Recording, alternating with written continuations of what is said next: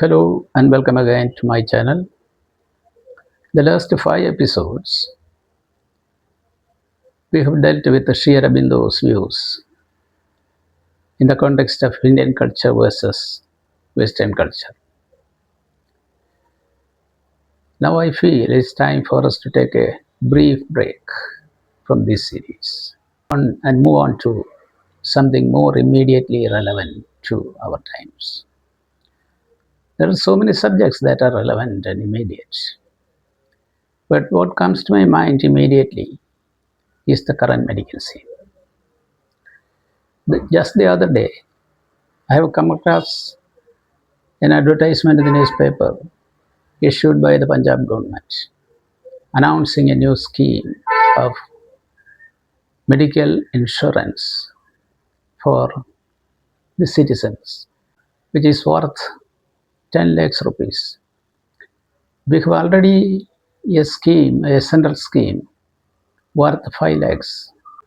After the recent budget was presented in the parliament, there was a huge hue and cry in Kerala because the budget did not include the provision for an All India Institute of Medical Sciences, as decided by Kerala. All this go to prove the tremendous importance people and governments give to Medicare and especially to modern medicine.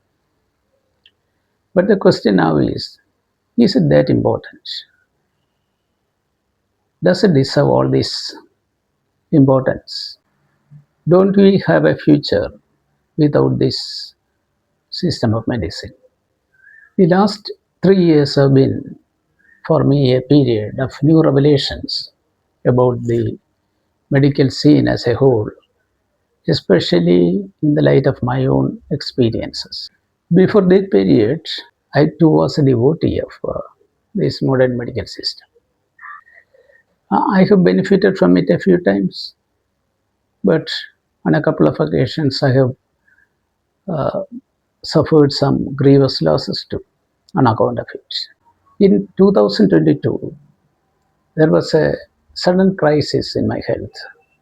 As usual, I sought the help from modern medicine. It was a BP rise, which was uncontrollable. They gave me some drugs.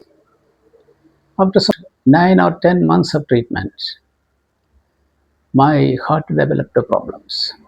All these medicines, all these months I have taken, has not rid me of the problem, but only complicated my case. If I today feel healthy enough to do this video, it is not because of these modern drugs, but because I gave them up altogether and adopted some very simple traditional remedies that came my way quite providentially. Normally, we tend to say by God's grace. One would be astonished by the wonders some of the herbs and trees see all around us are capable of doing. They cost you almost nothing, and if at all they cost something, it will be just peanuts when compared to the expenses involved in treating a case of flu in a modern hospital. As I do this video, I have come to certain conclusions which I want to share with you after having gone through a serious bit of thinking on this subject.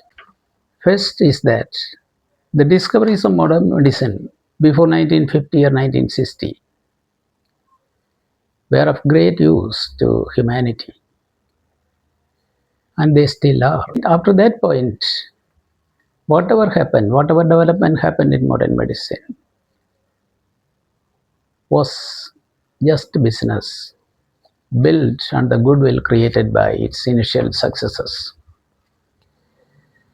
BP, sugar and cholesterol, and some psychiatric drugs are the mainstay of this business. So they try to catch as many of people as patients under these categories. because once they become a patient, they remain a patient all through life. The norms and parameters applied for this are questionable because it is widely believed that these norms are set by the business managers of the global pharmaceutical industry and not by medical doctors. The drugs prescribed for these conditions do not rid the patient of the disease, but after a certain time, they lead to more complications and new drugs, and there is a great outflow of money from the patient to this industry. Those who have disregarded this medical advice continue to live as perfectly healthy individuals, whereas those who have heeded the advice live miserable lives afterwards in terms of their health and as well as money. This does not mean that these BP, cholesterol, and the sugar are not diseases. In fact, they are. But the thing is that they are very rare diseases affecting 1 in 10,000 or 20,000 people. They are not as common as it is made out to be. But what happens here is, out of 10,000 people, more than 5,000 people are patients under one or more of these categories. 90% of our ailments can be treated by traditional methods, by traditional remedies, provided you get the right guidance. What we need today is actually a reduction in the large extortionist medical complexes and an increase in the minor clinics dispensing basic drugs. Simultaneously, we have to spread the message of the efficacy of the traditional remedies.